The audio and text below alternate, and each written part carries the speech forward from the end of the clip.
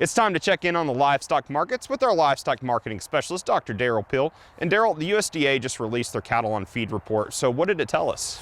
The September cattle on feed report showed that placements in August were down 5%. Marketings were down 6%, so 94% of last year, and that gave us a September 1 on-feed total of 98% of a year ago, so down 2% year over year. So were there any surprises? Well, the report itself wasn't really a surprise, pretty well anticipated, mostly in line with expectations. You know, one of the things that does surprise me a little bit, though, with each month is the fact that we are pulling these feedlot inventories down, but we're doing it at a very slow pace.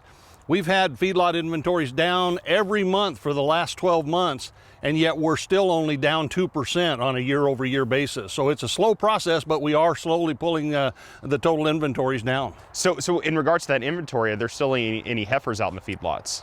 You know, the heifers is the biggest reason the feedlot inventories have stayed high. So the last data we had on the heifers on feed was in July, quarterly data, and we still had right at 40% of all the feedlot inventories were heifers at that time, and that was the highest level since in 2001.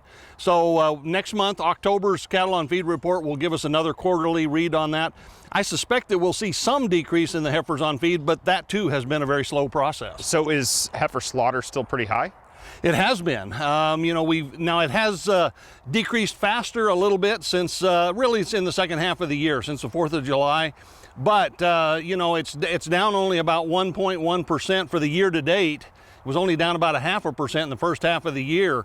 And that compares to steer slaughter, which is down right at 5% for the year. So the heifer slaughter, again, is coming down, but it's coming down quite slowly. So what about heifer retention? Well, based on all of that, and you know, everything we get at this point in time would suggest that we're not really moving very aggressively towards heifer retention.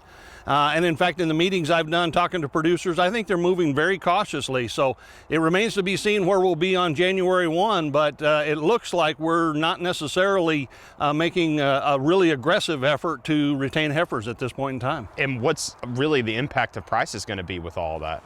Well, the longer we delay this, you know, cattle numbers are tight. The herd is smaller than it has been since 1962. And so the longer we push off rebuilding, then the longer we're going to be in these tight supplies and the longer we're going to have record high prices. All righty, thanks, Derrell. Dr. Derrell Peel, Livestock Marketing Specialist here at Oklahoma State University.